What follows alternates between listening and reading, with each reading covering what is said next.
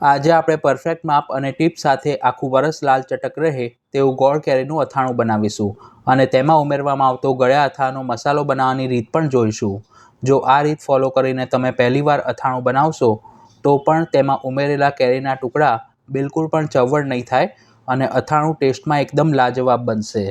સૌ પ્રથમ મેં 1 કિલો રાજાપુરી કેરીને પાણીથી ધોઈને લીધી છે. હવે તેને ચોપિંગ બોર્ડ ઉપર મૂકી ચપ્પા વડે 2 ભાગમાં સમારી અંદર જે ગોટલો રહેલો હોય તેને કાઢી નાખીશું. માર્કેટમાંથી જ્યારે પણ તમે ગોળ કેરીનું અથાણું કે કેરીનું વઘાર્યું બનાવવા માટે કેરી ખરીદો ત્યારે તે પ્રમાણમાં થોડી નરમ અને અંદરથી સહેજ પીળી હોય તેવી જ લેવી. તમે એકદમ કાચી કેરી ઘરે ખરીદીને લાવ્યા હો તો તેને 3 થી 4 દિવસ માટે ઘરમાં મૂકી રાખવી.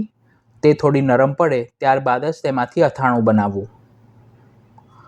અત્યારે આપણે કેરીને છાલ સહિત સમારીશું. જો તમને છાલ પસંદ ન હોય તો છોલીને પણ સમારી શકો છો. મોટાભાગના લોકોની એક કમ્પ્લેન હોય છે કે ગોળ કેરીના અથાણામાં કેરીના ટુકડા થોડા મહિના પછી ચવડ થઈ જાય છે. તો આ રીતની તમે અધકચરી પાકી કેરીનું અથાણું બનાવશો તો તે બગડશે પણ નહીં અને કેરીના ટુકડા બિલકુલ પણ ચવડ નહીં થાય તેની હું ગેરંટી આપું છું. આ રીતે બંને કેરીને સમારી લીધા પછી તેને એક પોળા વાસણમાં કાઢી લઈશું. અત્યારે હું 1 કિલોનું માપ બતાવી રહ્યો છું. તમારા ઘરમાં જે રીતનો વપરાશ હોય તે રીતે તમે કેરીનું માપ લઈ શકો છો.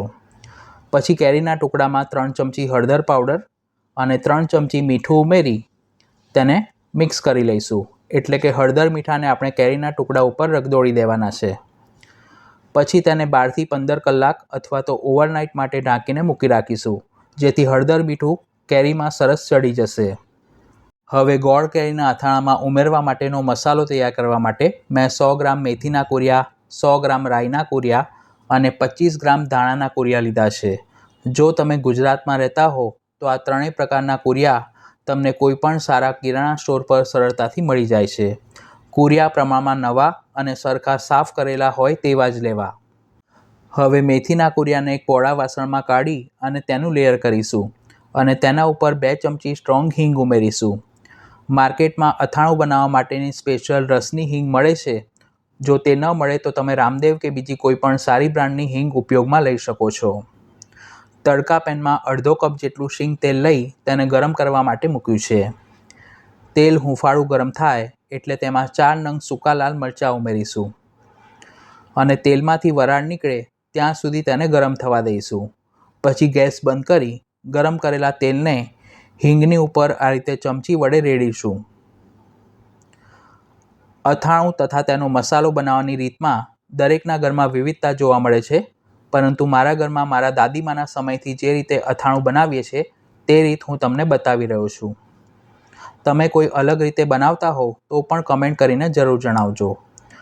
હવે ગરમ તેલ અને હિંગને મેથીના કુરિયાની સાથે સરખી રીતે મિક્સ કરી તેને ઢાંકીને ઓવરનાઇટ માટે મૂકી રાખીશું જેથી તેલ અંદર સુધી એબ્ઝોર્બ થશે અને હિંગની ફ્લેવર પણ તેમાં સરખી બેસી જશે. બીજે દિવસે સવારે મેથીના કુરિયા રૂમ ટેમ્પરેચર પર ઠંડા પડે ત્યારબાદ જ આગળની પ્રોસેસ કરવી. 25 ગ્રામ ધાણાના કુરિયાને નાના મિક્સર જારમાં કાઢી પલ્સ મોડ ઉપર અધકચરા વાટી લઈશું. પછી તેને મેથીના કુરિયામાં ઉમેરી દઈશું. તમે વાટ્યા વિના ડાયરેક્ટ પણ ઉમેરી શકો છો, પણ આ રીતે અધકચરા વાટશો તો અથાણાંનો રસો ખૂબ સરસ થશે. 75 ગ્રામ રાઈના કુરિયાને પણ આ જ રીતે પલ્સ મોડ ઉપર અધકચરા વાટી અને ઉમેરવાના છે.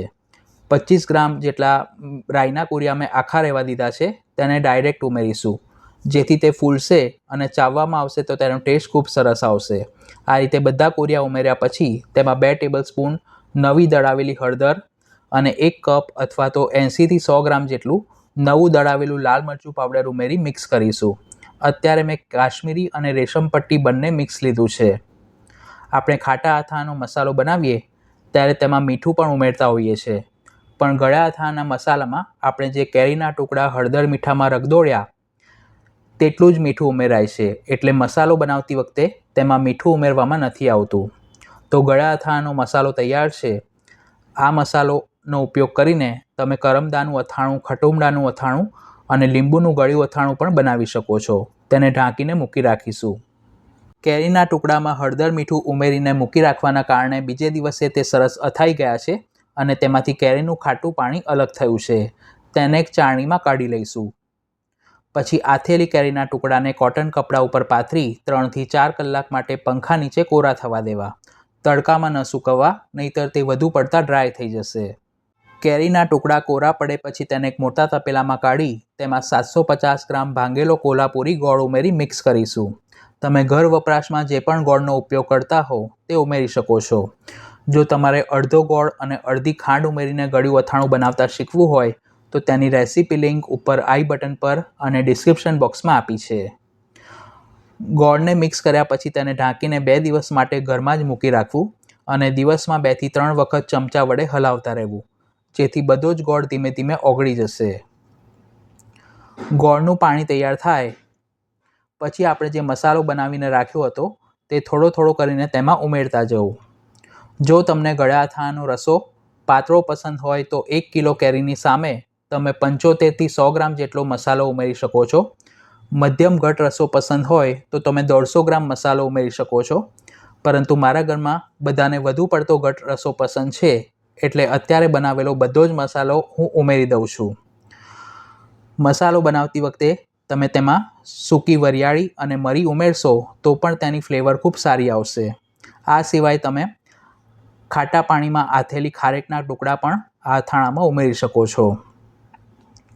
અત્યારે રસો પાતળો છે પણ તેને ઢાંકીને 1 દિવસ માટે મૂકી રાખીશું, જેથી મસાલામાં જે કુરિયા છે તે બધા જ સરસ ફૂલી જશે અને આ રીતનું ઘટ અથાણું તૈયાર થશે. તમારે તાજું અથાણું ખાવું હોય તો તેમાં તેલ ઉમેરવાની જરૂર નથી, પરંતુ આખું વરસ સ્ટોર કરવા માટે તેમાં 250 ml સરખું વરાળ નીકળે ત્યાં સુધી ગરમ કરી અને પછી ઓવરનાઇટ માટે ઠંડુ કરેલું સરસિયું ઉમેરીને મિક્સ કરીશું.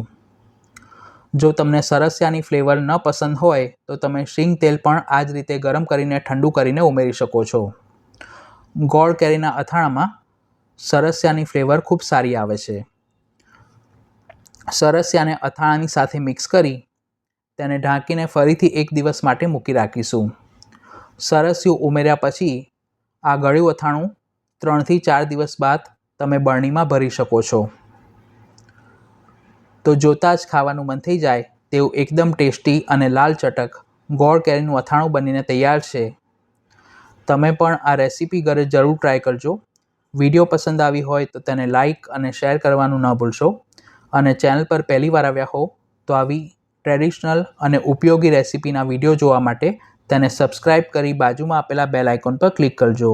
આ સિવાય પણ બીજા ઘણા બધા પ્રકારના અથાણાંની રેસીપી મેં ચેનલ પર પોસ્ટ કરી છે, જેના પ્લેલિસ્ટની લિંક વિડીયોના ડિસ્ક્રિપ્શન બોક્સમાં આપી છે.